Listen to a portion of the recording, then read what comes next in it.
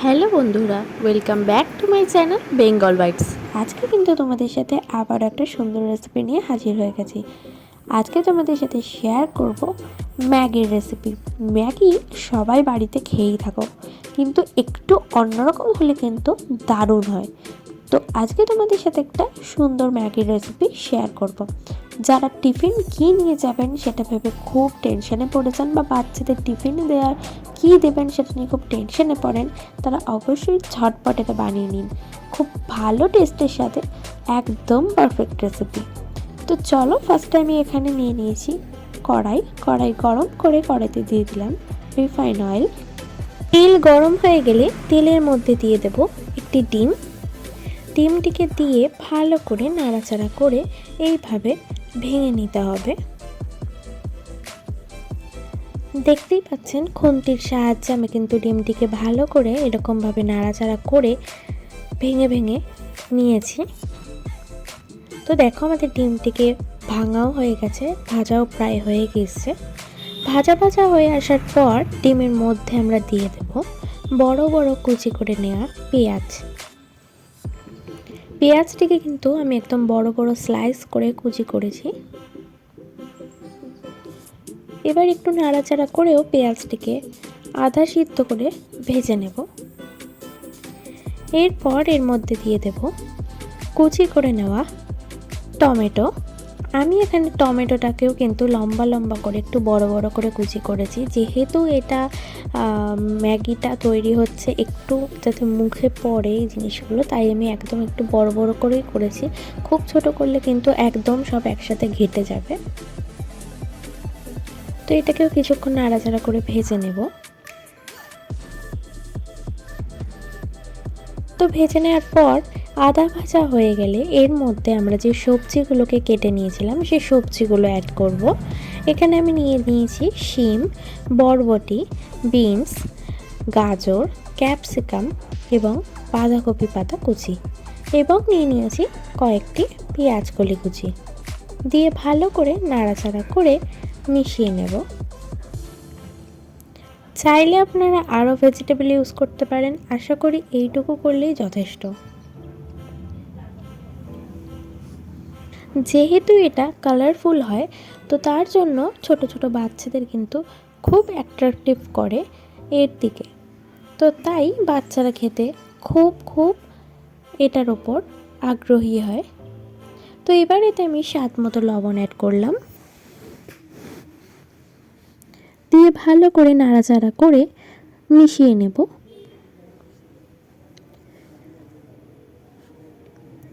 এরপর এতে দিয়ে দিতে হবে 1 চামচ পরিমাণ টমেটো সস,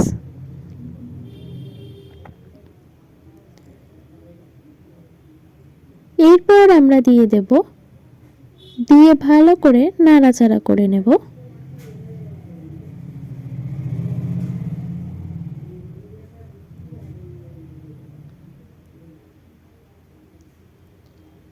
তো আমার কিন্তু এরকম কালারফুল খাবার খেতে ভীষণই ভালো লাগে। দেখতেই পাচ্ছেন, আশা করি আপনাদেরও ভীষণই ভালো লাগছে। এই কালারফুল দেখেই খেতে ভীষণই ইচ্ছে করে, সে খেতে যেমনই হোক না কেন। তো যেহেতু বাচ্চাদের জন্য, তাই আমি এখানে একটা চেরা কাঁচা লঙ্কা ইউজ করেছি। যদি বড়রা বা বাচ্চারা ঝাল খেতে পারে তো আপনারা অবশ্যই লঙ্কা ইউজ করতে পারেন। লঙ্কার বদলে আপনারা কিন্তু গোলমরিচের গুঁড়োও ইউজ করতে পারেন।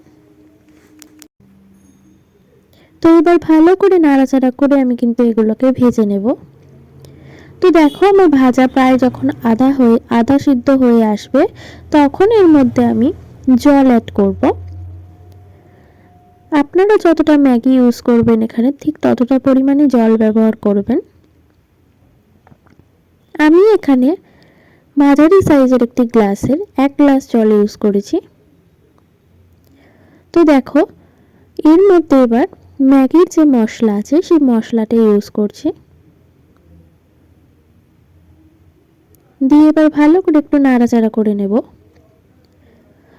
তো দেখতেই পাচ্ছ ঝোলটাও প্রায় ফুটেই গেছে।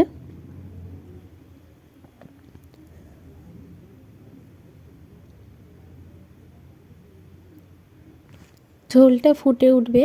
তো ফুটে ওঠার পর দেখতেই পাচ্ছ যে এবার এগুলো সিদ্ধ হয়ে এসছে খানিকটা। তো এবার এর মধ্যে আমি যে ম্যাগিগুলো রান্না করব সেই ম্যাগিগুলো এর মধ্যে দিয়ে দেবো একে একে। আমি এখানে ম্যাগিগুলো একটু ভেঙে নিয়েছি, কারণ বড্ড বেশি লম্বা লম্বা হয়ে গেলে খেতে খুব অসুবিধা হয়, কাটা যায় না। তো সেজন্য আমি নিজে হাতে করেই আগের থেকেই একটু ভেঙে ভেঙে নিয়েছি। তো ম্যাগিগুলো দিয়ে এইভাবে সব একসাথে নাড়াচাড়া করে নেব। আমি এখানে ছোট ম্যাগি দুটো ইউজ করেছি। যেহেতু ছোট দুটো ম্যাগি ইউজ করেছি সেই পরিমাণে কিন্তু জল নিয়েছি। তোমরা ঠিক যতটা ম্যাগি ইউজ করবে ততটা পরিমাণে কিন্তু এখানে জল ব্যবহার করবে। তো এবার ভালো করে নাড়াচাড়া করে ঘেটে নিতে হবে। একটু নাড়াচাড়া করার পর দেখতেই পাবে ঝোলটা অনেকটা শুকিয়ে আসবে। তো ম্যাগিটা সিদ্ধ হওয়ার জন্য আমি ওয়েট করব। তো দেখো ম্যাগিটা কিন্তু সিদ্ধ হয়ে গেছে আর ঝোলটাও অনেকটা শুকিয়ে গেছে। আর একটুখানি শুকিয়ে নেব। আর যদি তোমরা মনে করো আমরা ঝোল ঝোল খাবো, তোমরা অবশ্যই এরকম ড্রাইতেও তুলে নিতে পারো। আমি একটুখানি ড্রাই খাবো, তাই জন্য আমি আর একটু ঝোলটা শুকিয়ে নেব।